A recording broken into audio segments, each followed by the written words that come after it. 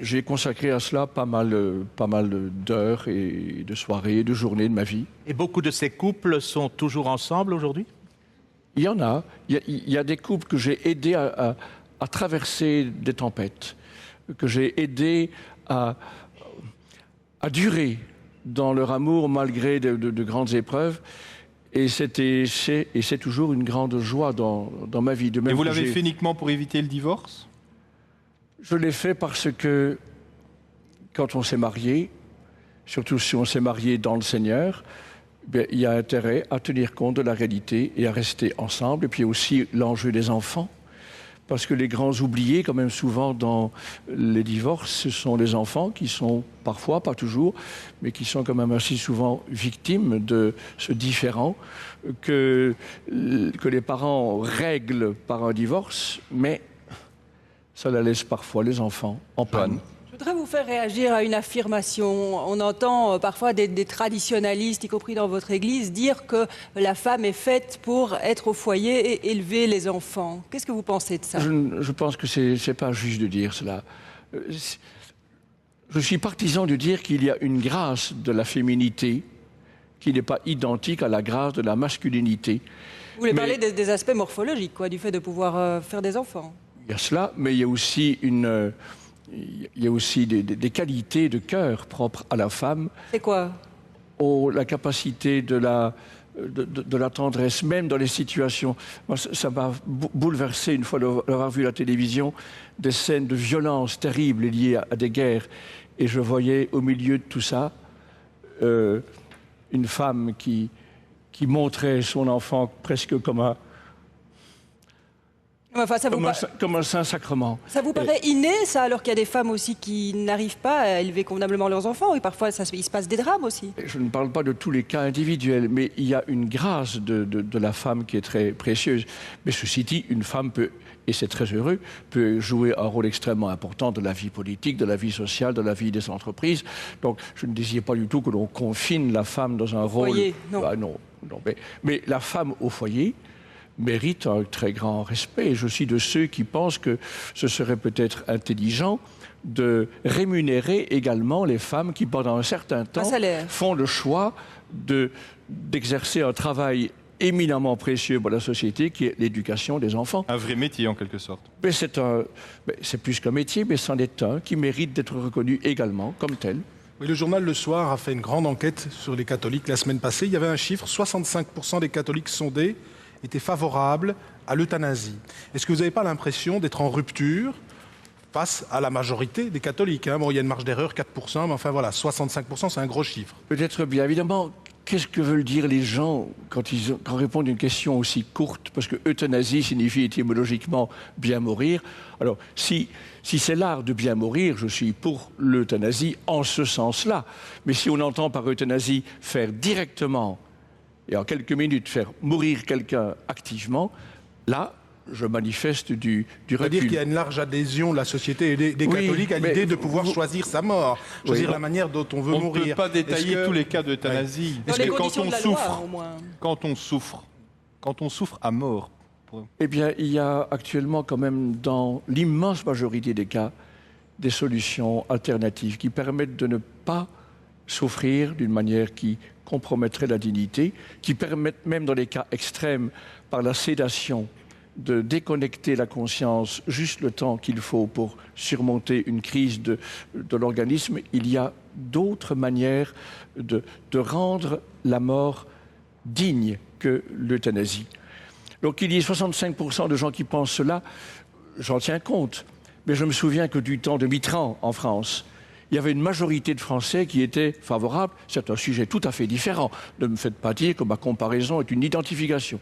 Beaucoup de gens qui étaient favorables, et peut-être encore maintenant, à la peine de mort. Enfin, là, c'était pour les criminels, pas pour des gens malades. Oui, mais donc je ne fais pas la comparaison. C'est vous qui la faites, moi je ne la fais pas. Non, mais je dis que le fait qu'il y ait une majorité de citoyens qui soient pour telle ou telle chose n'est pas encore une preuve qu'il faut accéder à cette demande. Mais je n'identifie pas du tout les deux situations. Sinon, ça va faire encore des articles dans la presse après-demain. Je vous pose la question de manière plus concrète. Quelqu'un dont on sait qu'il ne retrouvera jamais ces esprits parce qu'il est très malade et qu'il souffre physiquement, vous ne dites même pas oui à l'euthanasie à ce moment-là?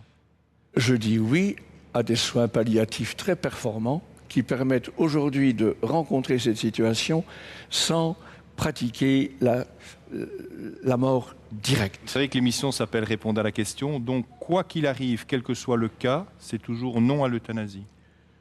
Je dirais toujours non à l'euthanasie directe, active. On vous a aussi beaucoup entendu parler de l'homosexualité. Voici la question d'un de nos internautes. Il s'appelle Yann. Monseigneur, dit-il, je lis le mail, au sein de votre Église, ces homosexuels ont-ils les mêmes droits que les catholiques hétéros? Et encouragez-vous le baptême des adultes homos ou le déconseillez-vous? Un autre mail dit ceci, c'est celui d'Albert Chapelle de Malines. Merci de nous dire si un gay peut être prêtre ou religieux et comment et à quelles conditions un homme peut-il être amoureux d'un autre homme. On reprend donc la première question. Encouragez-vous le baptême des adultes homos ou le déconseillez-vous? Réponse, oui ou non? Oui. Le baptême, oui. Et des adultes homos? Avec une invitation à, si on demande le baptême, avec une invitation à vivre conformément à l'Évangile et également sur ce plan-là. Donc, c'est-à-dire à ne pas vivre ensemble? Personnellement, quand j'accompagne des chrétiens sur ce chapitre-là, je leur propose comme idéal de vivre leur sexualité dans une sorte de célibat. Oui. Donc pas ensemble. C'est une sorte de célibat ou c'est pas de célibat? Oui. Donc c'est pas ensemble. Parce que le célibat, beaucoup l'identifient au célibat consacré, au célibat des prêtres ou des religieux. Mais il y a beaucoup de gens qui sont célibataires pour d'autres raisons, pour des raisons professionnelles, des raisons familiales. Eh bien, si je parle à des chrétiens convaincus, je les inviterai, en raison de cet aspect de leur nature, à essayer d'assumer un célibat pour cette raison-là. Donc pas de vie sexuelle alors, c'est ça que vous voulez dire pour les homosexuels qui voudraient être chrétiens? Comme pour beaucoup d'autres gens, si quelqu'un est amené pour des raisons professionnelles, familiales, à demeurer célibataire, eh bien un chrétien, dans cette situation-là, est invité à vivre dans la chasteté. Merci de nous dire aussi si un gay peut être prêtre ou religieux et comment et à quelles conditions.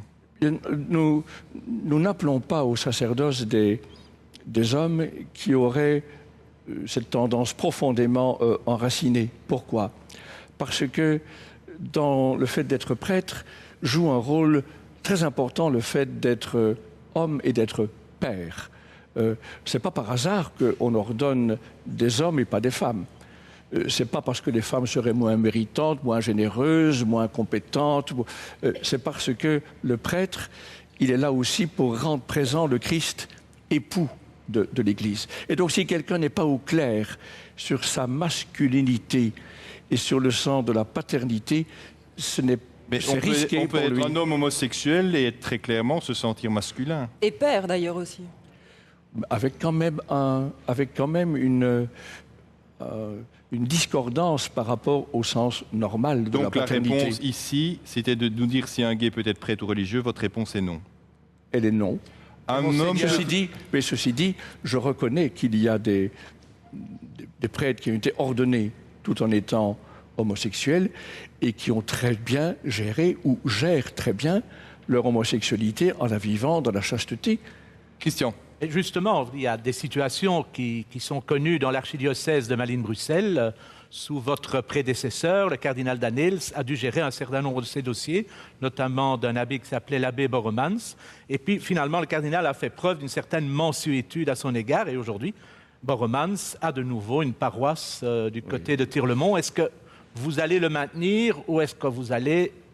Je ne connais pas évidemment cette situation délicate de s'exprimer ici sur des situations personnelles. Mais je dirais que l'on soit hétérosexuel ou homosexuel, un prêtre doit gérer sa sexualité dans la chasteté, dans une vie de célibat offerte par amour pour le Seigneur et pour le service de l'Église. Et dans un cas comme dans l'autre, ça demande des combats. Ça ne va pas de soi. C'est un choix exigeant. Et cela vaut pour tout le monde, que l'on soit hétérosexuel ou que l'on soit homosexuel. Mais le cardinal Danneels avait réussi à le garder très bien dans l'Église. Est-ce que vous irez dans la même voie? Si cette personne est disposée à assumer sa situation dans la chasteté, comme le fait un prêtre, et doit le faire un prêtre célibataire, pourquoi pas? Mais pour l'avenir, il est vrai que nous évitons d'ordonner prêtre des personnes qui auraient cette tendance profondément enracinée, parce qu'il ne faut pas non plus nécessairement se compliquer la vie.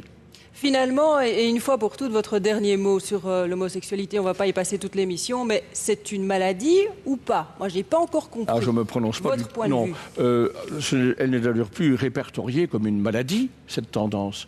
Mais donc, on m'a fait dire l'autre jour que j'avais voulu comparer Vous avez utilisé l'exemple de l'anorexie dans oui, votre mais explication. pas pour comparer avec l'homosexualité, mais pour comparer le comportement que nous avons vis-à-vis de cela. Beaucoup de gens pensent que l'anorexie est quand même un trouble dans le sens de l'appétit, mais ça ne permet pas de dire que les anorexiques sont des anormaux. Et dans cette comparaison, l'homosexuel ne serait pas plutôt le végétarien qui préfère les légumes plutôt que l'anorexique? Ce que j'ai voulu dire, j'ai voulu m'insurger contre ce qu'on m'a fait dire et qu'on a dit en attribuant faussement à moi dans un hebdomadaire il y a environ 3 ans, que je considérais les homosexuels comme des anormaux. Non.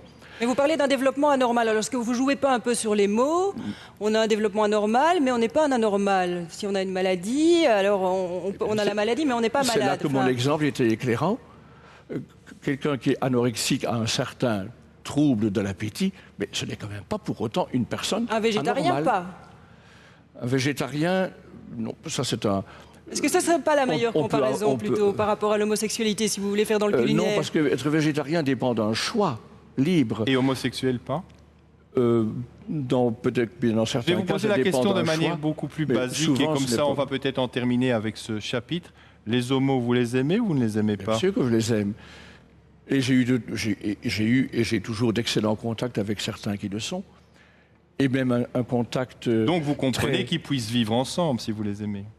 Et je le comprends, mais je ne l'approuve pas. En tout cas, s'ils sont des chrétiens, je les inviterai à assumer autrement cette tendance. Quand vous dites autrement, c'est que vous espérez peut-être secrètement qu'ils changent de ce que vous appelez un comportement ou une tendance? La tendance, je pense qu'on ne la change pas. Elle est là. Elle s'est inscrite dans le développement psychologique. Elle est là. Et je pense qu'il y a des cas où elle peut être dépassée, parce qu'il y a un petit peu d'homosexualité dans chaque être humain, mais à l'adolescence notamment. Et ça peut être dépassé. Il y a parfois des gens qui dépassent cette tendance. Est-ce que l'essentiel dans la vie, qu'on soit homme ou femme, c'est pas d'aimer tout simplement? Bien sûr, c'est l'essentiel. En cette vie, il n'y a rien de plus important que d'être aimé et d'aimer.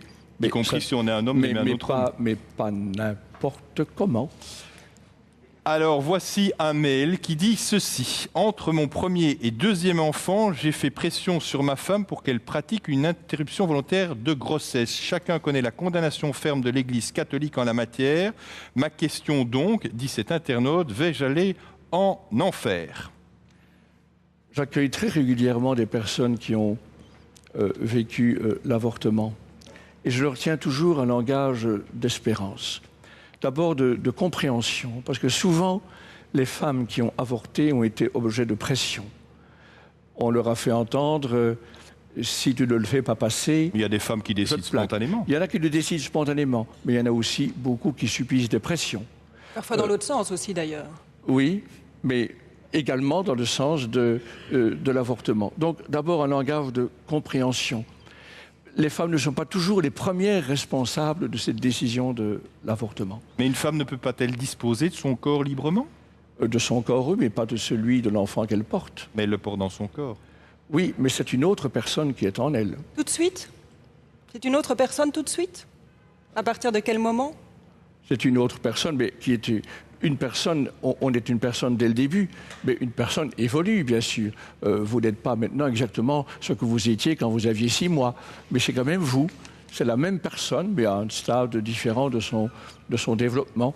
Et donc le langage que je tiens auprès de ces personnes, quand elles sont chrétiennes, c'est si tu mets ton espérance en Jésus, tu verras quand tu arriveras de l'autre côté de la vie, le premier qui t'accueillera dans le royaume, ce sera ton enfant.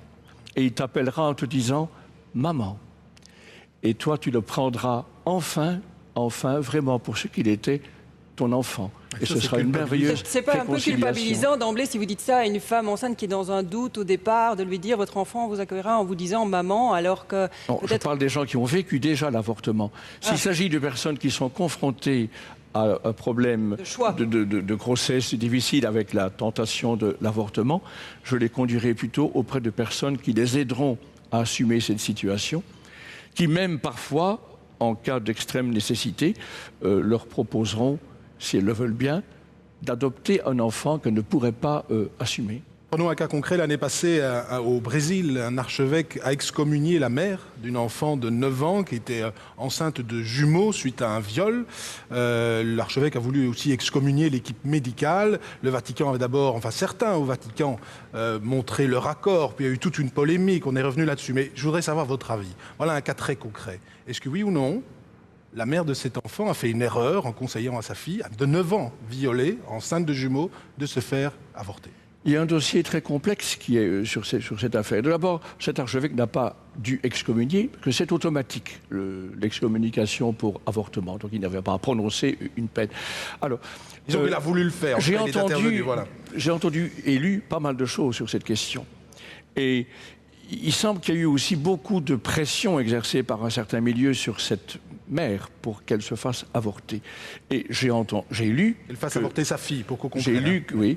j'ai lu que des médecins brésiliens tenaient que si on l'avait voulu, on aurait pu avoir un accouchement prématuré, certes, mais prématuré de ces deux enfants. En tous les cas, très dangereux. Ça, de toute manière, la fille avait 9 ans.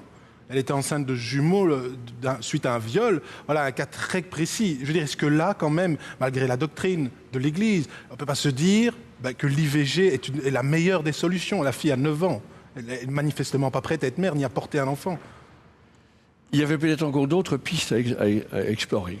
D'après ce que j'ai lu, il était possible éventuellement de permettre la naissance de ces enfants. Mais c'était très dangereux. Donc vraiment, même dans ces cas-là, vous dites qu'il faut aller jusqu'au Oui, bout. mais Même au risque de santé pour cette jeune fille de 9 ans, elle devait accoucher de cet enfant. Un avortement C'est quand de même ces dur, ce que vous conditions-là, dites. ai-je lu, était lui aussi dangereux. Il y avait du danger également dans la pratique de l'avortement. Joanne. Prenons un cas peut-être qui peut être plus proche géographiquement de nous ici. Une jeune fille qui a pris la pilule du lendemain. Bon, ça se pratique régulièrement. Est-ce qu'elle vient, vous le savez, vous êtes au courant, elle est croyante. Est-ce que vous lui donnez la communion? Je l'invite, comme chacun de nous, quand on veut communier, à se réconcilier avec le Seigneur si on a fait une bêtise. Et donc, La pilule du lendemain, c'est une bêtise? la pilule du lendemain, par définition, si je comprends bien, mais enfin je ne suis pas médecin, elle permet d'empêcher la nidation d'un ovule déjà fécondé. Donc c'est un mini-avortement. Elle évite un avortement. Non, elle en pratique un très précoce. Psychologiquement, C'est c'est un quand même moins avortement dur, très- monseigneur Léonard. Il ne faut pas nier les faits. C'est psychologiquement différent pour la mère. Mais nous avons tous été, si nous parlons ici, c'est parce que quand nous étions ceux-là, nous avons été respectés. Et de quel droit, moi, vous, avez été respectés quand vous étiez ceux-là, tandis que d'autres, eux, pourraient passer à la trappe? Le lendemain, combien de cellules? Cela, dites-vous, vous mettez la barre où? Je mets la barre au moment de la fécondation, parce que alors se constitue ce qui, sur le plan biologique, va nous déterminer comme l'individu unique que nous sommes. Ça se fait au moment même de la fécondation. Et donc, votre pilule du lendemain, là, elle conduit à un avortement très précoce, il est vrai, mais nous avons tous été cela. Une petite morula, une petite blastula, un petit Mais embryon. vous savez que quand vous dites quand on est comme ça, ou même encore plus petit, on ne pense pas beaucoup, on n'a pas beaucoup de sens. Mais nous sommes... Oui, mais si on nous laisse faire, si on nous permet de grandir, on va devenir ce que nous sommes, d'être capable de penser, de vouloir Et même si quand d'aimer. on devient comme ça, on devient malheureux, il vaut pas mieux être avorté que quand on est comme ça. Comment savoir qu'on va devenir malheureux? Il y a parfois des conditions familiales qui permettent de dire que des enfants ne seront pas heureux. Je ne pense pas que supprimer une personne soit le meilleur moyen de lui garantir le le bonheur. Il y a peut-être d'autres manières. Mais on ne peut tenir cela, ce point de vue exigeant que je propose ici, on ne peut le tenir que s'il y a autour de la personne des gens qui l'aiment, qui soutiennent, qui encouragent. Et il faut cela. Sinon, on rappelle une vérité de principe, mais ça ne peut être vécu que s'il y a de l'amour qui nous porte, qui nous environne. Mais c'est possible. Christian. Restons près de la table de communion, si vous voulez bien. Vous donnez la communion et tout d'un coup, dans la file, vous reconnaissez des divorcés remariés. Que faites-vous? Vous irez vraiment leur refuser l'hostie? Non, je leur donne la communion parce que je ne peux pas, comme cela, de manière publique, discriminer quelqu'un. S'il s'agit de gens que je connais, eh bien, je leur dirai à la fin de la messe, tiens, je voudrais bien parler, si vous le voulez, parler avec vous pour voir un petit peu ce qui vous conduit à cette pratique. Mais vous les culpabiliseriez? C'est très difficile à dire. Est-ce que vous allez leur donner une plus grande culpabilité encore à cette occasion-là? Je ne suis pas du tout un partisan de donner la culpabilité, mais d'aider à comprendre le sens profond des choses. Mais là, on ne vous reconnaît plus, Monseigneur. Moi, il me semblait avoir lu dans pas mal de vos textes que les divorcés remariés ne pouvaient pas s'approcher justement de la Sainte Table. Et moi, ça me choquait d'autant plus qu'on a vu le pape Jean-Paul II donner la communion à Pinochet, qui, je pense, ne vivait pas tout à fait les valeurs de l'Évangile telles que vous les prêchez. La difficulté du cas des divorcés remariés, c'est que c'est un état durable et que on ne peut pas changer ça du jour au lendemain. Si vous êtes, par exemple, un fraudeur du fisc patenté, vous pouvez du jour au lendemain décider que, désormais, vous allez payer correctement vos contributions. C'est une comparaison ou dites tout de suite, parce que... C'est une comparaison. Ouais. D'accord. Donc, on peut changer du jour au lendemain. Tandis que, quand on est remarié civilement, on ne peut pas, du jour au lendemain, changer de situation. On est engagé dans une situation. Cela dit, les personnes qui continuent à fréquenter l'Église, qui ont déjà connu l'échec d'un mariage, donc celles-là, vous devez quand même leur donner une plus grande mensuétude, je dirais, qu'à mon exemple de Pinochet. C'est qu'elles sont motivées, en tout cas. Je leur consacre beaucoup de temps. Et quand on prend le temps de parler avec amour, avec compréhension, avec patience, j'ai aidé pas mal de divorcés remariés à vivre l'abstention de la communion en sachant pourquoi, avec beaucoup d'amour. Et je le dis souvent et avec grande conviction, il y a des divorcés remariés qui ne communient pas, que je vois s'approcher à la messe comme cela pour me dire « bénissez-moi, mais ne me donnez pas la communion », qui communient à Jésus, au Seigneur, plus profondément peut-être que d'autres qui sont en règle, mais qui communient un peu « va comme je te pousse », de manière un peu routinière. Il y a des saints parmi les divorcés remariés. Johan, une question très concrète. Un divorcé remarié connu, un catholique convaincu comme Wilfried Martens s'est marié, si je ne m'abuse, 3 fois. Est-ce que ça vous pose un problème? Non, parce que c'est sa vie à lui. Je n'ai pas à juger, je ne juge jamais les personnes. Mais si vous êtes son pasteur, vous lui dites quoi? S'il me consulte, je dirais que ce n'est pas la solution idéale, que si on est chrétien, on est appelé à vivre autant que l'on peut, en utilisant tous les moyens possibles, à vivre la fidélité. Monseigneur Léonard, une église, combien de chapelles? Vous avez vos fidèles et aussi, on le sait, vos détracteurs. Ils ne vous aiment pas tous les uns les autres.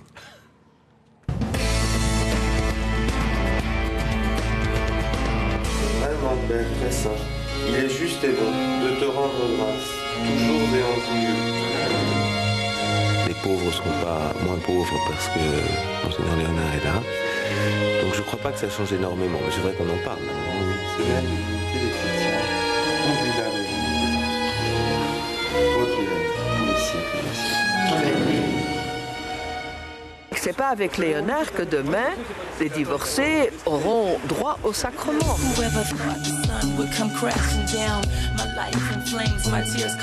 Il y a des gens qui sont déçus, il y a des gens qui sont inquiets. Il a tout fait pour avoir ce poste. Parce que Léonard, c'est pas n'importe qui pour... Il y a des gens qui sont contents. Les changements sont enfin arrivés, on les attend depuis longtemps. Vraiment, fait, il correspond exactement à ce que j'attendais pour l'Église de Belgique. Et il y a des gens qui sont enthousiastes. Moi j'ai eu l'impression que le cardinal Danils il était très adapté pour des gens de 50 à 60 ans. C'est vraiment quelqu'un de son temps. Monseigneur Léonard, il a un discours qui convient en général, je pense, plus aux jeunes.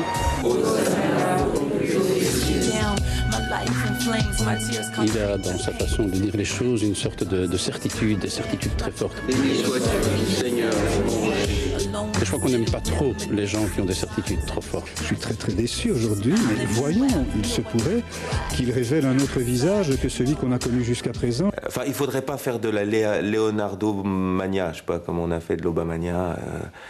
Bon, parce que c'est Monseigneur Léonard, avec toutes les qualités qu'il peut avoir, que tout d'un coup les églises vont se remplir, que... Non, la réalité est plus complexe que ça, je crois. Que Dieu Tout-Puissant vous bénisse, le Père, le Fils et le Saint-Esprit. Amen. Allez dans la paix du Christ. Une petite seconde de politique. André-Joseph Léonard, le seul parti politique qui a gardé le C, vous le savez, c'est le CDNV, qui a gardé le C de chrétien. Le CDH a préféré le mot humaniste. Est-ce que ce C vous paraît nécessaire dans les partis ? Pourquoi ? Ce qui me paraît nécessaire, c'est qu'il y ait des chrétiens engagés dans la politique.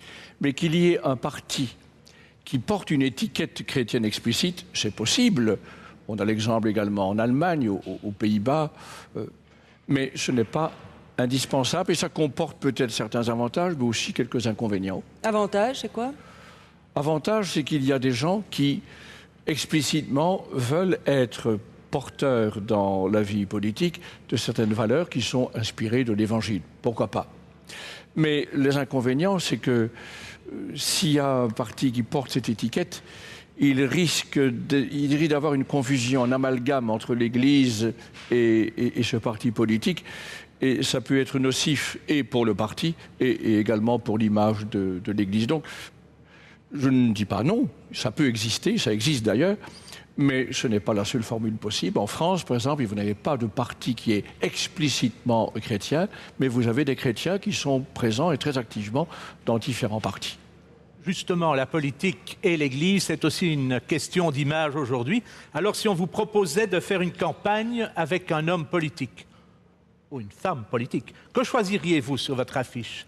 Joël Milquet ou Jean-Michel Javot ? Je ne choisirais personne, parce que je ne désire pas associer mon image à celle d'un homme ou d'une femme politique, malgré le respect que j'ai pour les uns et les autres, et ici pour l'une et l'autre, mais je n'ai pas à m'associer avec une personnalité politique.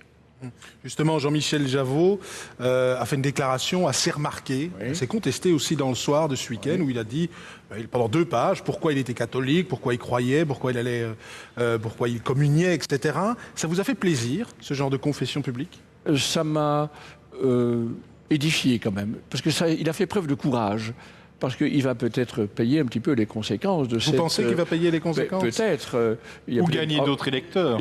Oui, mais j'ose espérer que ce n'est pas pour une question de racolage électoral qu'il a fait cela. Je pense qu'il l'a fait... il ne m'a pas fait de confidence, mais je pense qu'il l'a fait par conviction. Et j'ai trouvé cela courageux. Alors justement, à ce propos-là, on a reçu un mail, je vous le lis tout de suite. Jean-Michel Javot se dit être catholique, mais en opposition avec les convictions de l'Église, de Rome sur l'euthanasie, l'homosexualité. Pour vous, pose ce mail de Gilles, pour vous, est-il catholique, chrétien ou autre ? Il est catholique, mais sur ces points-là, je dirais, peut mieux faire. Peut mieux faire, c'est-à-dire qu'il devrait être de votre avis ? L'important n'est pas d'être de mon avis, mais d'être de changer d'avis, d'être en cohérence avec la foi catholique, notamment sur ces points-là. Mais il ne l'est pas. Donc, être de votre avis. Mais moi, n'importe pas là-dedans. Mais ceci dit, c'est pas parce qu'il ne partage pas certaines convictions sur des questions importantes qu'il n'est pas pour autant un catholique. Joël Milquet a dit que c'était honteux de tenir ses propos comme il l'a fait, Jean-Michel Javot. Je ne pense pas que ce soit honteux, c'est risqué. C'est risqué, c'est délicat.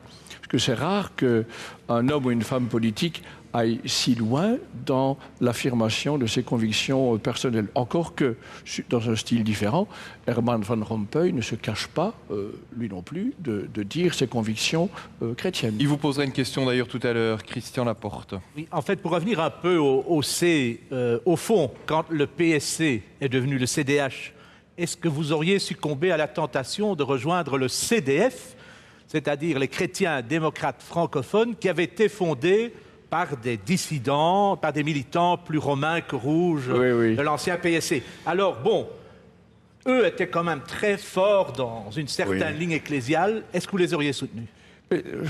L'intention me paraissait généreuse, mais seulement en politique, le réalisme fait partie de la politique.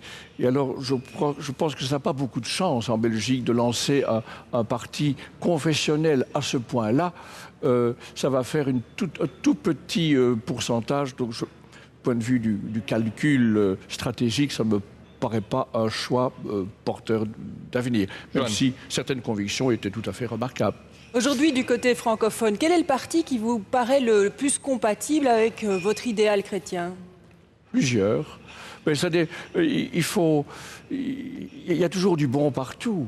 Il y a certaines options du Parti socialiste qui sont tout à fait les miennes, hein, parce que autant sur le plan de la foi, je serais plutôt un peu à droite, comme on dit dans vos étiquettes, autant sur le plan social, je serais plutôt à gauche. Des points communs avec Elio Di Rupo, donc. Oui, mais pourquoi pas, mais avec d'autres aussi, avec le programme, dans tous les programmes, dans le programme écolo, dans le programme libéral aussi, il y a toujours des aspects positifs, sinon il n'y aurait personne pour les proposer.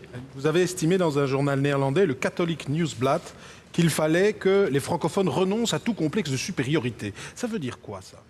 Ça veut dire que pendant un siècle environ, l'État belge a été quand même un instrument de la francisation de la population flamande. On ne peut pas le nier. Il a fallu un long combat pour arriver à ce qu'en Flandre, on puisse avoir l'enseignement secondaire et puis l'enseignement universitaire en néerlandais. Et je comprends l'amertume qui est au cœur encore maintenant d'un bon nombre de Flamands. C'est ce que dit Bart de Wever. Oui, mais il ne peut pas avoir tort en tout. Hein. Il a peut-être... Moi, je partage cette conviction que souvent, nous, francophones, nous avons été un peu arrogants. Donc ça veut dire que... En considérant le néerlandais, la culture flamande comme étant de seconde zone. C'est encore le cas aujourd'hui, notamment des hommes politiques francophones. Ils ne comprennent pas le monde flamand, ils sont trop arrogants. C'est ce message-là que vous avez voulu faire passer? À tout niveau, mais je l'ai d'abord dit cela dans des milieux très populaires, lors de Mélie, à l'époque où fleurissaient à Bruxelles et en Wallonie tous les drapeaux belges. Alors j'ai dit plusieurs fois dans de grands rassemblements, j'ai dit c'est très bien d'afficher le drapeau belge, mais ça ne suffit pas. Il faut aussi que nous apprenions en Wallonie et à Bruxelles à aimer, à connaître la langue flamande, le néerlandais, et à apprécier la culture de nos voisins du Nord. Si on veut vivre ensemble, ce que signifie le drapeau belge, il faut s'apprécier par-delà la frontière linguistique. Je voudrais mieux comprendre votre vision de la séparation des pouvoirs en Belgique par un cas concret. Imaginons qu'un jour, le Parlement vote l'extension de l'euthanasie à d'autres catégories de personnes qui en ont fait la demande au cours de leur vie. Par exemple, des personnes un jour atteintes de démence ou par exemple des mineurs dans des conditions bien précises. Est-ce que, à ce moment-là, vous resterez silencieux? Non. Qu'est-ce que vous ferez? J'interviendrai dans le débat de société, comme d'autres d'ailleurs interviendront, parce que ça fait partie de nos libertés démocratiques. Quand un sujet est d'actualité, c'est normal que nous nous exprimions, et pas seulement un petit communiqué, mais participer au débat, y compris... Manifester, appeler à manifester par exemple? Oui, moi je ne rejette pas tout à fait l'idée de manifester. Encore récemment, j'ai manifesté avec les agriculteurs qui, à Namur, demandaient qu'on protège la production du lait en Belgique. J'ai trouvé, parce que je viens d'un diocèse agricole. Et donc vous pourriez mobiliser les chrétiens, leur dire « venez dans la rue avec moi pour protester contre cette loi qui est en discussion ». Je ne pense pas que c'est moi qui prendrai l'initiative, mais je serai tout à fait partisan d'abord de participer au débat public par la presse, mais pourquoi pas. J'ai manifesté, par exemple, avec beaucoup de gens contre la guerre en Irak. il y a déjà un bon nombre d'années. Donc j'ai défilé dans les rues de Bruxelles avec des gens de toutes sortes, de tout plumage et de tout ramage, toutes sortes de couleurs politiques. J'ai défilé parce que je trouvais que c'était injuste de faire une guerre préventive. Et dans votre position, qui est une autre maintenant, vous continueriez donc à manifester sur des thèmes éthiques. Ça, c'est encore autre chose. Si vraiment l'enjeu est très grave, mais en utilisant d'abord d'autres moyens qui sont le débat, comme celui que nous pouvons vivre. Christian. Monseigneur, il y a un autre dossier qui va certainement revenir dans les mois à venir, c'est toute la question du système de financement des cultes. Bon, bien sûr, vous allez me dire, la législation actuelle remonte à Napoléon, à une époque où il y avait 98% de catholiques, et où surtout les biens de l'Église avaient été spoliés. Mais bon, tout ça a bien changé aujourd'hui. Les paroisses ne connaissent plus le succès qu'elles avaient, et en même temps, bon, les finances des communes étant ce qu'elles sont, il n'est pas à exclure qu'on doive rationaliser la gestion des fabriques d'église. Alors que pensez-vous de ça? Est-ce que c'est un dossier qui doit aller plus loin, quitte à ce que l'Église perde un peu d'argent dans la bagarre? Je pense qu'il faut rationaliser le fonctionnement des fabriques d'église. Et nous sommes tout à fait d'accord dans l'Église de Belgique que, par exemple, on structure par une loi la concertation obligatoire des fabriques d'une même commune pour faire des économies d'échelle, pour qu'on ait une manière homogène de présenter les comptes et les budgets. Donc ça, c'est des choses que nous sommes tout à fait... Vous voyez là des propositions de loi socialistes, très clairement. Oui, qu'elles soient socialistes ou autres, peu importe. Ça me paraît tout à fait logique de faire cela. Est-ce que l'UCL, qui fait des recherches sur les embryons humains surnuméraires, mérite encore de garder le C de catholique dans son nom? Être catholique ne se limite pas à cette problématique-là. Il y a l'université est catholique aussi dans d'autres dimensions. Monseigneur Léonard, la question de Bertrand, elle est très précise. Est-ce que l'UCL, qui fait des recherches sur les embryons humains surnuméraires, mérite encore de garder le C de catholique? Oui ou non? Je dirais oui, mais en dialoguant pour voir s'il n'y a pas mieux à faire. Je suis impressionné par le nombre d'articles que je lis où des savants, des spécialistes que je ne suis pas, disent que la recherche sur les cellules souches adultes est peut-être plus prometteuse que celle sur les cellules souches embryonnaires. Et donc, je souhaiterais que dans toutes les universités, pas seulement les catholiques, on explore une piste qui, elle, est éthiquement absolument irréprochable. Travailler sur des cellules souches adultes. Sinon, s'il s'agit de travailler sur des cellules souches embryonnaires, donc ça signifie la destruction d'embryons, et nous revenons à la question déjà abordée tout à l'heure, nous avons tous été cela à un moment. Et donc vous dites non. C'est un Européen catholique qui vous pose une question, et même le premier Européen. C'est une question, je vous l'accorde, assez facile, plus facile que les nôtres. Herman Van Rompuy, le président du Conseil européen.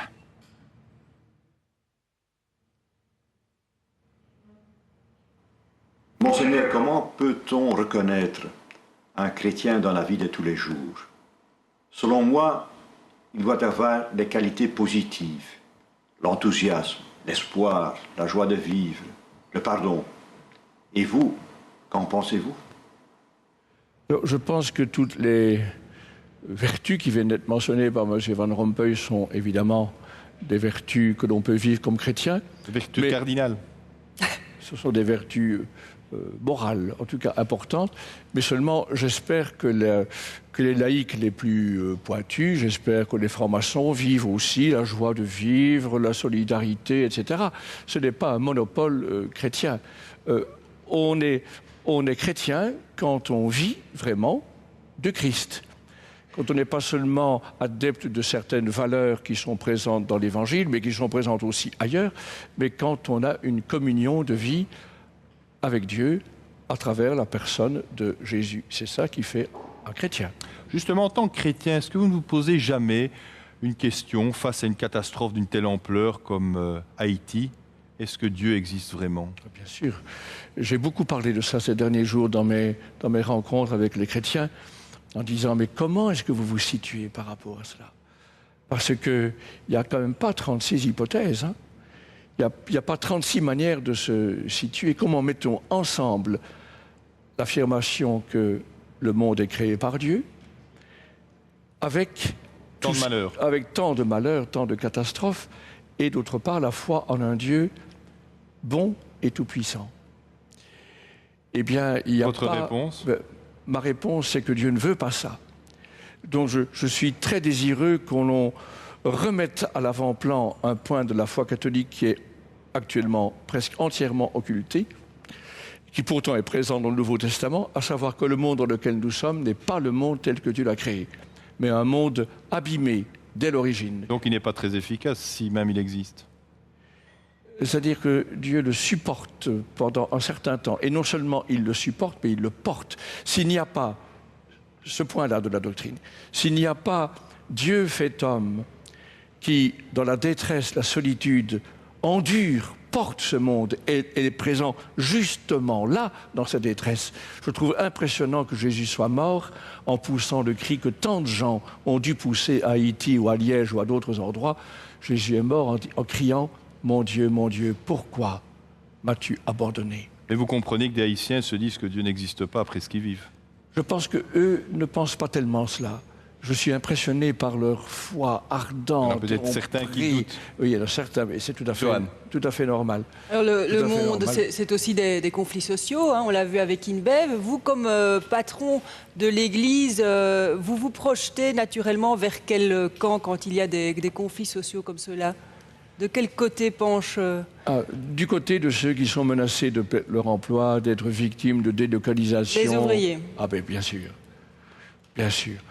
Alors dans le cas de InBev que vous citez, j'ai été très heureux qu'il y a quelque temps, l'évêque de Liège soit intervenu si vigoureusement lorsqu'il y avait eu le premier conflit InBev il y a quelques années déjà, très vigoureusement. Qu'est-ce qui vous a choqué dans ce conflit ? Ce qui me choque, c'est que le travailleur, l'être humain, devient une marchandise comme les autres et qu'il est mesuré uniquement à son degré de rentabilité. Alors je suis d'accord qu'une entreprise doit être rentable si elle veut pouvoir faire vivre des gens qui y travaillent. Mais lorsque l'être humain devient seulement un facteur parmi d'autres, alors l'économie, je cite le titre d'un livre assez célèbre, l'économie devient barbare. Et donc je serai toujours du côté de ceux qui sont menacés de leur emploi, comme de ceux aussi qui sont menacés de vivre toujours comme des exclus, des marginaux. Je pense à tous les candidats réfugiés que nous avons chez nous, où là aussi il faut trouver des solutions justes. Alors nous allons interrompre le cours normal de cette émission avec une apparition dans cette émission. Il est à Paris, c'est le fameux curé des Loubards, Guy Gilbert, que vous connaissez bien. Guy Gilbert, bonsoir. Alors c'est pas moi qui vous interviewe, c'est vous qui allez poser 2 questions à Monseigneur Léonard, André-Joseph Léonard. Bien, je me dis quand il sera pape, quel prénom de plus il prendra à la place, parce qu'à chaque fois qu'il change... Bon... je suis heureux de... Je t'ai entendu parler pas mal. Alors, j'ai 2 questions. Tu es un peu dans la merde actuellement parce que vraiment, je me souviens, il y a 19 ans, quand j'étais à ton ordination épiscopale, tu m'avais invité et j'ai vu que c'était dur. Il y avait un affrontement difficile. Et 19 ans après, la même merde recommence. Alors, je me dis, comment vis-tu ça, Père parce que ça doit être difficile quand un évêque à un siège apostolique et que les clients disent on veut pas de toi, etc. Oh, qu'il y a tant de remous. Parce que l'évêque a un centre d'unité, forcément, évidemment. Comment vis-tu ça? Parce que j'avoue que ça doit être difficile pour toi.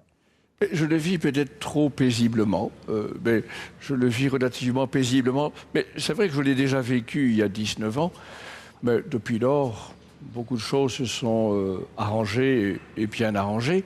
Et ici, il est vrai qu'il y a une certaine opposition, mais pas de tout le monde. Moi, je suis submergé, j'ai même mauvaise conscience parce que je suis depuis 2 semaines submergé de lettres par centaines, de messages électroniques, de courriels qui sont des encouragements. Peut-être que tous vos opposants ne vous écrivent pas non plus. Peut-être bien, mais d'ordinaire, on m'écrit quand même plus facilement pour se plaindre de ce qui ne va pas que pour dire que ça va bien.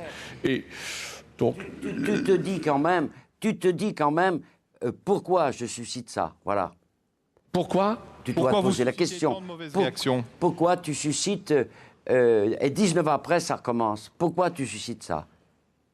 Parce que je suis à la fois très traditionnel, fidèle, comme toi, Guy, comme toi, fidèle au sens profond de la liturgie, fidèle au cœur de la foi catholique.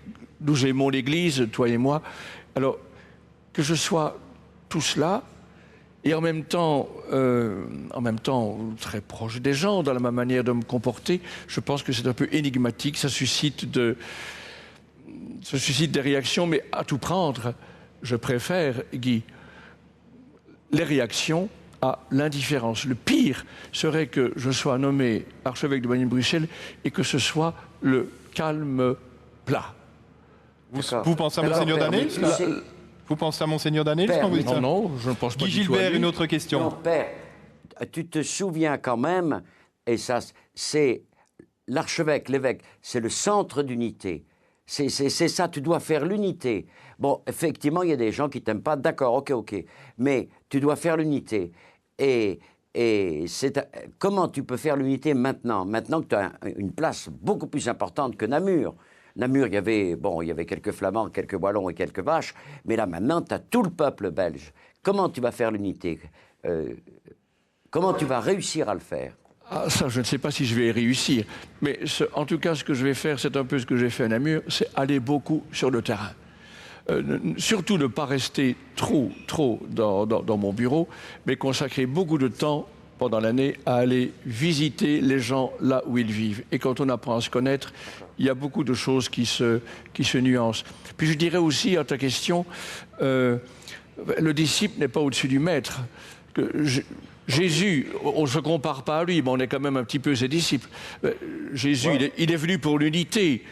Et il a d'abord été, pendant sa vie terrestre, il a été sujet de terribles divisions. Alors nous, c'est différent, parce que lui, il était le Saint de Dieu, nous sommes de pauvres pécheurs, avec tous nos défauts et nos limites, et on doit faire toujours des progrès. Mais l'unité, ici-bas, elle passe aussi parfois par des réconciliations, des divisions qu'on a surmontées.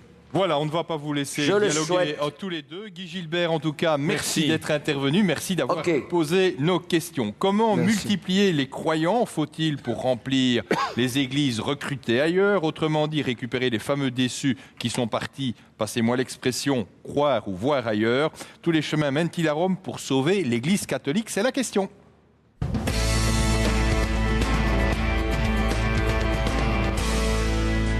Dans le troupeau des croyants, c'est parfois le berger qui a la gale. L'évêque intégriste Richard Williamson. I believe there were no Gaston. Voilà un partisan de Monseigneur Lefebvre, le berger des brebis à l'écart du troupeau. La fraternité Saint-Pédis en rupture avec Rome. Reviens, on va vivre la main dans la main. Benoît XVI lève l'excommunication des 4 évêques nommés illicitement par Monseigneur Lefebvre. Il tend la main aux intégristes adeptes de la messe en latin. Nous sommes simplement restés fidèles à la doctrine de l'Église. Donc, nous constatons la division. C'est pas nous qui la créons. Ce pape réussira-t-il à rassembler son troupeau? Pour les moutons noirs en guerre contre Vatican II, avec Ratzinger, c'est beaucoup plus clair. On ne voit un pape qui respecte et qui fait respecter la loi de la religion telle qu'on l'a toujours connue. Avec Benoît XVI, les intégristes intégrés au prix de quelle intégrité? L'aventure avec toi, c'est si bien. Alors cet évêque Williamson qui a nié l'existence des chambres à gaz, qui a entre-temps récidivé, est-ce qu'il ne doit pas être une fois pour toutes excommunié? En tout cas, son attitude a été plus que problématique et particulièrement choquante. Et donc, je ne pense pas que c'est le meilleur candidat qu'on pouvait avoir pour la réintégration. Oui. Une erreur? Une erreur du pape? Je pense que le pape n'était pas au courant de ces déclarations. Et ça, je le crois volontiers, qu'il n'était pas au courant. Tout le monde l'était, sauf le pape, vous voulez dire? Eh bien, ce n'est pas tout à fait impossible que le pape... Sans ironie, il n'y a pas des problèmes de communication avec Saint-Pierre? C'est ce qu'il a lui-même écrit dans une lettre où il s'est expliqué sur cette La question de John, elle était très Entre-temps, précise. il a récidivé, donc voilà, les choses sont très très claires. Je pense qu'il ne sera jamais... Quelque chose ne doit pas venir. Ils n'ont pas été réintégrés. Hein. On a simplement levé l'excommunication. Qui un symbole fort, quand même. Non, ça permet simplement le dialogue. De même qu'on a levé l'excommunication il y a quelques dizaines d'années entre le patriarche de Constantinople, orthodoxe, et le pape de Rome, ça ne signifie pas qu'on est pour autant intégrés l'un à l'autre. Donc ils n'ont pas été réintégrés, et s'il persiste dans ce genre de position, il ne le sera jamais. Voilà une réponse claire. Dans l'interview que vous m'avez donnée pour la Libre Belgique, vous avez été assez sévère pour les intégristes, et vous avez même douté de leur possible réelle intégration, tant qu'ils n'admettent pas tous les grands documents de l'Église, et notamment le Concile Vatican II. Bien sûr. Alors, vous êtes un peu rebelle par rapport au grand patron romain, là, non? C'est-à-dire, Benoît XVI a été très mêlé à la décision de l'excommunication de Monseigneur Lefebvre et de ses autres évêques. Et je pense que son idée est, si possible, pendant qu'il vit encore, lui, Benoît XVI, peut-être résorber ce schisme pour qu'il ne s'enquiste pas. Je pense que c'est son souhait. Mais si je puis parler familièrement, je lui souhaite bonne chance pour y arriver, parce que ce ne sera pas facile. Mais il est clair qu'ils ne seront jamais réintégrés s'il n'y a pas une franche adhésion à l'ensemble des conciles œcuméniques, y compris le dernier. Voici un mail, c'est un mail de Mathieu Balthazar. Quelle est la position de Monseigneur Léonard sur la canonisation de Pie XII? Trouve-t-il normal, alors que l'on commémore le triste anniversaire des camps de la mort, de glorifier ce personnage controversé? Une réponse non ambiguë s'impose, c'est ce que dit notre internaute. Il n'est pas qu'aux question de le béatifier et de le canoniser, simplement on a reconnu sur un plan personnel ses vertus héroïques, sur un plan personnel. Et c'est un débat qui est compliqué, celui-là. Mais ce que je dirais seulement, sans être un expert de la question, c'est que c'est seulement à partir de 1963, d'une pièce de théâtre de Orhout, le vicaire, qu'on a commencé à douter de la justesse de l'attitude. Il y a parfois des vérités qui sortent plus tard qu'au moment des faits. Oui, mais enfin, le contexte dans lequel c'est né, voyez un peu l'origine de cette pièce, ce n'est pas tout à fait innocent. Et ce n'est pas quand même par hasard que, avant cette pièce, on a eu le témoignage quand même fulgurant de Golda Meir, Premier ministre israélien, rendant hommage à l'action du pape, et combien d'autres juifs encore aujourd'hui lui ont rendu hommage. Tous ne sont pas du même avis. Non, parce que la question est complexe, c'est une question d'opportunité. Pie XII a été très marqué par ce qui est arrivé en Hollande, où les évêques hollandais ont jugé bon de dénoncer publiquement le comportement des nazis pendant la guerre, et la réponse a été une représaille terrible, où des milliers de juifs en représailles, et de catholiques également, ont été arrêtés et puis exécutés. Le grand rabbin de Belgique, le rabbin Guigui, vous pose cette question. Le pape, il y a une quinzaine de jours, s'est rendu à la grande synagogue de Rome et il a considéré sa visite comme une étape importante dans le dialogue judéo-chrétien. Je sais que vous êtes également un pionnier de ce dialogue. J'aimerais vous demander comment vous le percevez et surtout si vous avez des idées pour le renforcer et le rendre encore beaucoup plus important dans notre pays. Vous allez dire que vous avez des idées. Moi, je vous pose une question. Quelle est une seule idée pour faire avancer le débat? La seule idée, c'est la rencontre. Je viens de vivre il y a quelques jours, c'est un événement mais marquant dans ma vie, la célébration qui s'est faite à la grande synagogue de Bruxelles à l'occasion du 65e anniversaire de la libération des camps. J'ai été remué jusqu'au fond de l'âme. J'étais constamment au bord des larmes parce que j'ai vu les survivants qui étaient là, survivants des camps. Alors, les voir avec leurs calottes de détenus, c'était... C'est très bien, mais que dites-vous alors? Une autre réponse, et on en revient un peu à une autre question. Que dites-vous aux ecclésiastiques qui continuent à nier le génocide? Qu'ils ont tort, qu'ils ont gravement tort. Que c'est... Ils ont encore leur place dans l'Église catholique? S'ils persistent dans ce genre de jugement, non. Christian. Il faut une conversion, comme pour tout le monde. Alors, dialogue interreligieux avec les Juifs, mais aussi dialogue interreligieux avec l'islam, qui prend une place de plus en plus prépondérante aujourd'hui en Belgique. Si demain, on vous disait qu'on voulait construire un minaret à côté de la cathédrale Saint-Rombaud ou de la cathédrale des Saint-Michel-et-Gudule, que diriez-vous? Comment réagiriez-vous? J'avoue que je n'ai pas trop peur de cela. Je peux comprendre les gens qui disent « oui, attention, les minarets, c'est quand même pas tout à fait notre culture ». Mais personnellement, je n'aurais pas trop peur de cela. Beaucoup de gens ont peur de la présence de l'islam. Et je comprends qu'on ait peur face à des fondamentalistes, surtout quand ils ont l'humeur guerrière. Mais sinon, j'attends pour ma part de la présence de l'islam dans notre pays peut-être un certain réveil paisible, pas agressif, de l'identité chrétienne de notre pays. Parce qu'on va devoir se situer. On est un peu mou en Belgique parce que, qu'a-t-on à côté des chrétiens? On a une laïcité qui est quand même malgré tout assez gentille. Mais nous n'avons pas beaucoup, il n'y a pas beaucoup de... Pour les catholiques, il n'y a pas énormément de protestants, il n'y a pas beaucoup d'orthodoxes, il n'y a pas beaucoup d'anglicans. On n'est pas amené à se profiler avec une identité respectueuse, pas agressive, mais claire. Vous voulez dire qu'il y a une nouvelle concurrence. Est-ce que vous diriez, une émulation, comme certains, c'est peut-être un terme malheureux, mais je vais vous demander de vous prononcer là-dessus, qu'il y a une islamisation de la Belgique ou de l'Europe? Il y a une certaine présence, il y a une certaine islamisation, si vous entendez par là qu'il y a une présence de plus en plus visible de l'islam. Trop? C'est un fait. Moi, je ne me prononce pas sur un fait. Moi, je ne dis pas que c'est trop. Mais je connais des chrétiens, des catholiques, qui ont redécouvert le jeûne du carême en voyant les musulmans pratiquer le ramadan. Je dis... Merci. Je vois, il y a des gens qui redécouvrent le chapelet qui est dans ma poche là, qui ont redécouvert le chapelet en voyant les musulmans faire défiler leur chapelet. Ce sont deux petits exemples. Alors justement, le foulard, la burqa aussi, très bien, ou vous mettez la limite à un certain moment ou pas? Brièvement, parce qu'on va devoir avancer. Oui. Ma première réaction, c'est que les gens sont libres de s'habiller comme ils l'entendent. Je trouve qu'il ne faut pas trop légiférer dans ce genre de choses.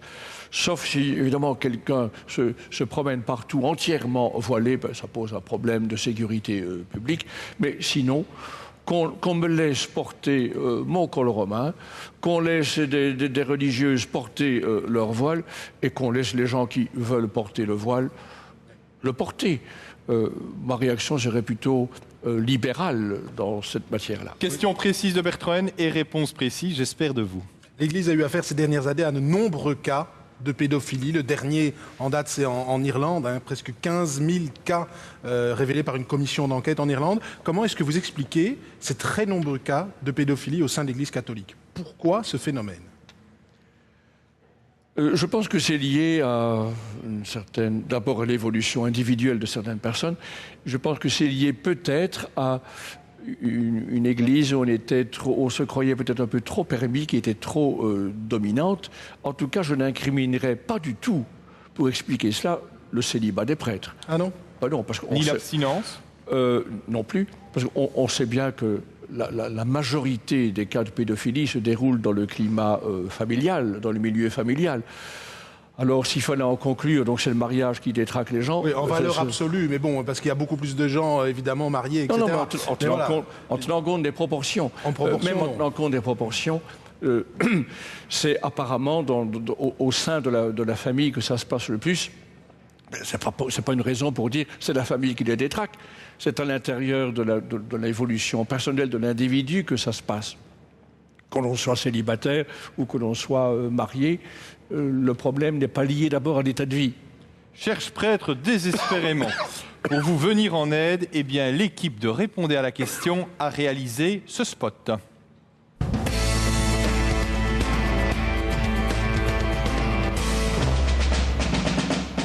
Essayez de marcher par groupe de 5 ou 6 avec une personne que vous ne connaissez pas pour mieux faire connaissance. Vous avez le sens de la communication.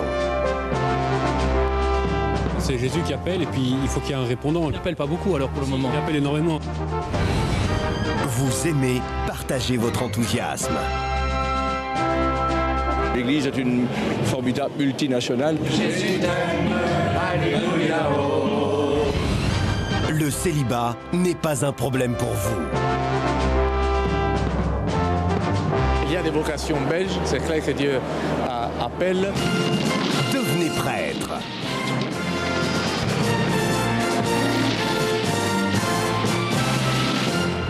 Hôtel de fonction garantie et possibilité d'ascension. Habemus papam.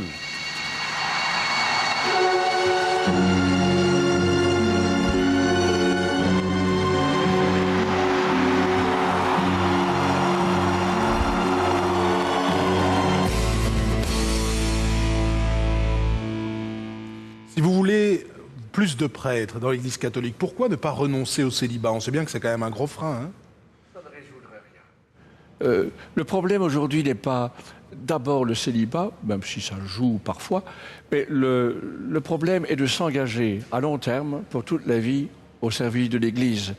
Et il y a des églises chrétiennes non catholiques qui connaissent parfois un problème semblable de recrutement, alors qu'existe un pastorat marié. Dans une société très sécularisée, c'est difficile aujourd'hui pour un jeune, même si le mariage était possible, de s'engager à long terme au service de Dieu et de l'Église.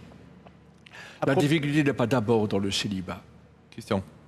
À propos de la place des femmes dans l'Église, à Rome, des femmes commencent à apparaître en certains endroits à la curie, mais il n'y en a pas encore qui président un conseil pontifical, il n'y en a pas encore qui président un dicaster. Est-ce qu'il faudra attendre que vous soyez pape pour qu'on en arrive là?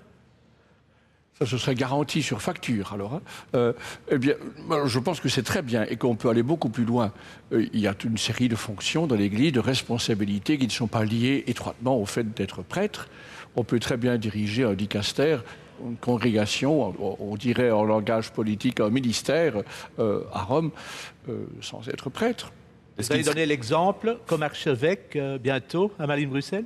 Ah ben c'est déjà le cas, il y a déjà dans le conseil épiscopal des femmes qui sont présentes et moi je suis tout à fait favorable à cela. Alors poussons la logique à fond, pourquoi pas des femmes prêtres?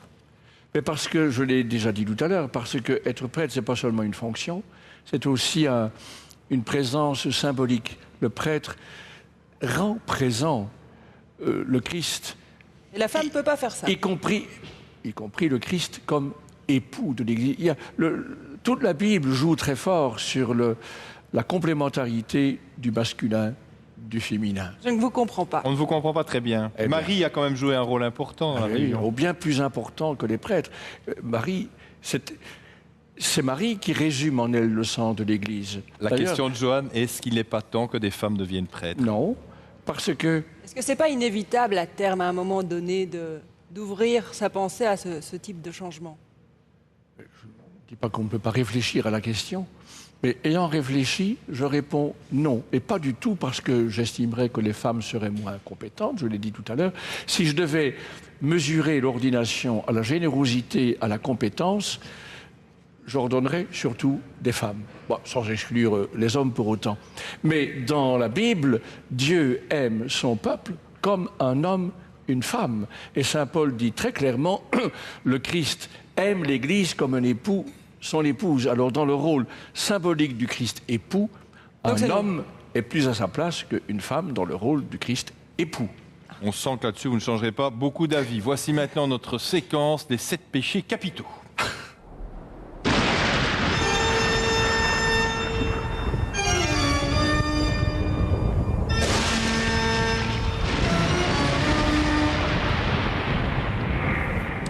L'orgueil de notre société, à vos yeux, c'est quoi? Je pense que ce sont toutes les formes de fondamentalisme où des gens ont des convictions telles qu'ils identifient la vérité à leurs convictions. Il n'y en a pas dans l'Église catholique? Oui, mais toujours avec une modestie, parce que dans l'Église catholique, on considère qu'il y a une vérité, mais qui nous possède bien plus que nous ne la possédons. Et donc, quand une attitude qui est absolument sûre de soi, que j'appelle fondamentaliste, c'est une forme d'orgueil. Vous ne l'avez jamais? C'est une tentation à laquelle il faut résister, comme à beaucoup d'autres d'ailleurs. Vous ne m'avez pas dit oui ni non. Mais oui, je concède que c'est une tentation, mais à laquelle intellectuellement, d'ailleurs aussi, j'ai toutes les raisons de résister. La gourmandise, c'est quoi dans notre société à vos yeux? C'est toutes les formes de malbouffe. D'abord, pourquoi est-ce que nous mangeons à notre faim ici, alors que dans le monde, il y a des milliards de gens? De quel droit est-ce que j'ai mangé tout à l'heure 200-300 sandwichs avant l'émission, alors qu'il y a dans le monde ailleurs des gens qui crèvent de faim? Alors quand je vois que nous consommons, que nous suralimentons de toutes sortes de manières, trop de graisse, trop d'alcool, trop de sucreries, eh bien cette malbouffe, c'est un phénomène collectif de gourmandise. Et la luxure, à vos yeux, c'est quoi? C'est l'exploitation sexuelle des êtres humains, des hommes et des femmes que l'on transforme en objets commerciaux. La paresse. La paresse, un bel exemple, c'est Copenhague. Tout le monde est intellectuellement convaincu à Copenhague qu'il faudrait prendre des décisions courageuses sur le plan de la protection du climat. Et on termine cette grand-messe écologique, environnementale, en ne décidant pratiquement rien. C'est de la paresse intellectuelle et politique.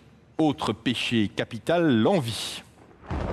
Alors l'envie, c'est penser qu'on ne peut être vraiment soi-même qu'en rejoignant certains idéaux qu'on nous présente comme étant mirobolants. Je vois cela dans les écoles.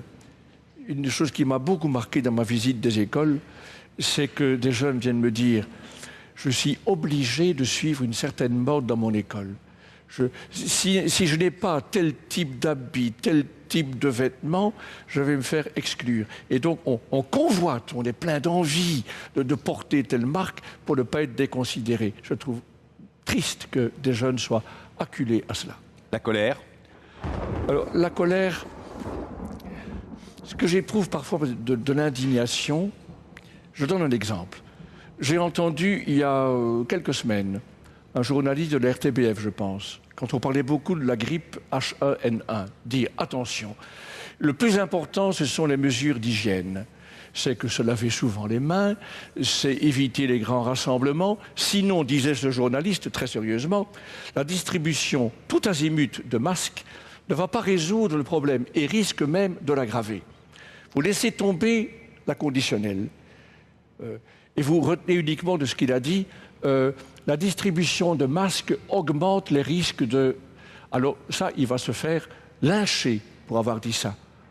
Eh bien, c'est ce qu'on a fait avec Benoît XVI, qui a dit « s'il n'y a pas l'effort de responsabilité, l'effort d'éducation, la simple distribution de préservatifs ne va pas par elle-même résoudre le problème et risque même de l'aggraver. » Exactement le raisonnement du journaliste. Alors, donc vous voulez dire que s'il y a de l'éducation, de l'explication, vous êtes pour le port du préservatif? J'achève de répondre à la question que vous m'avez posée. J'ai éprouvé de l'indignation, presque de la colère, mais je ne suis jamais en colère. Mais j'ai éprouvé de l'indignation quand on a laissé tomber la conditionnelle, la première partie de la phrase du pape, et on retient uniquement la distribution de préservatifs augmente le problème du sida. Alors ça, c'est faux de dire cela, puisqu'il est utile pour les gens qui ne pensent pas pouvoir adopter un comportement d'abstinence ou de fidélité. Si on a décidé d'avoir une vie sexuelle risquée, alors il y a intérêt à porter le préservatif. L'avarice. L'avarice, c'est ce qui s'est produit à l'origine de notre crise financière. D'où vient cette crise financière, mais qui a engendré ensuite une crise économique, de ce qu'on a voulu faire des profits faciles, en jonglant sur des produits qui n'avaient plus de rapport réel avec l'économie réelle. Alors, à présent, le top 5 des mails et SMS les plus interpellants. Vous avez, et je serai intransigeant, 1 minute pour répondre à chacun d'eux.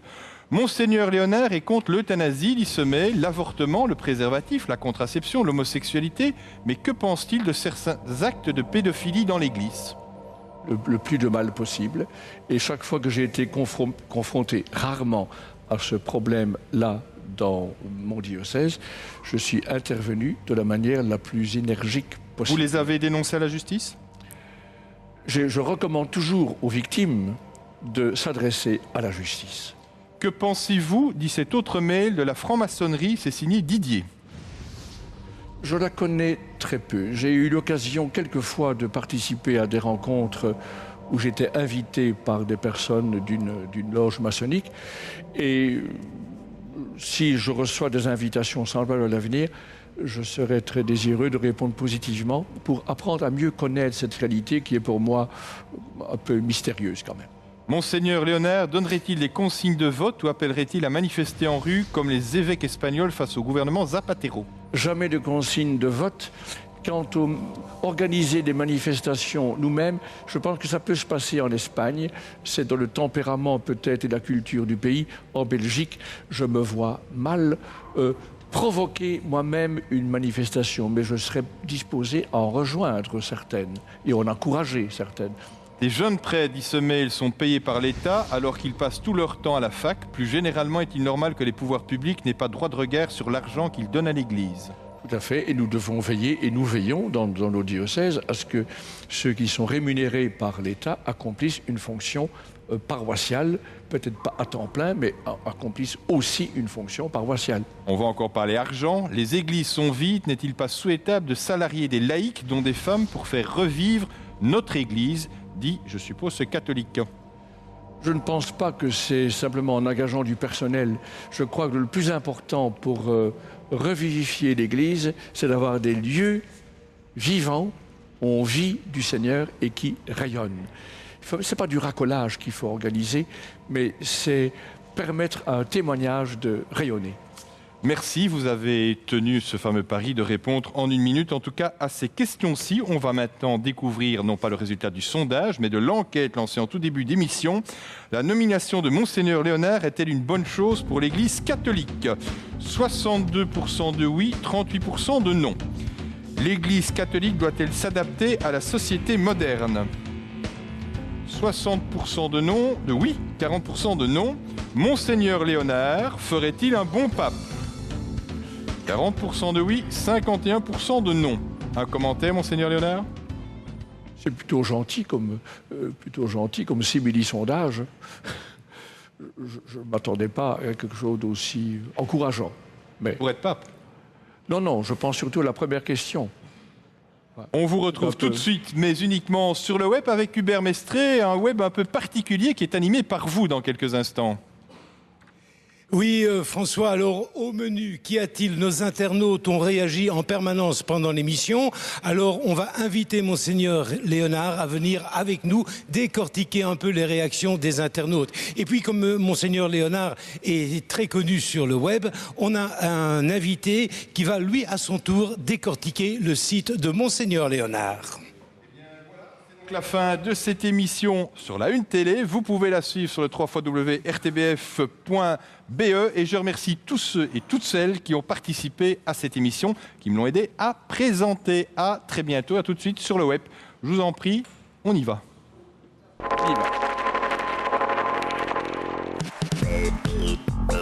J'ai partout des fans, hein, surtout des francophones qui m'applaudent quand ils me passent dans la rue. Pardon? J'ai partout des fans, hein, surtout des francophones qui m'applaudent quand ils me passent dans la rue. Allez. Je vois clair. On n'y voit pas clair du tout. Je vois clair. Pardon?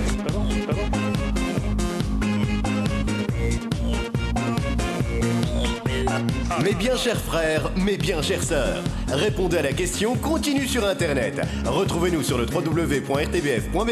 À tout de suite. Je vois clair.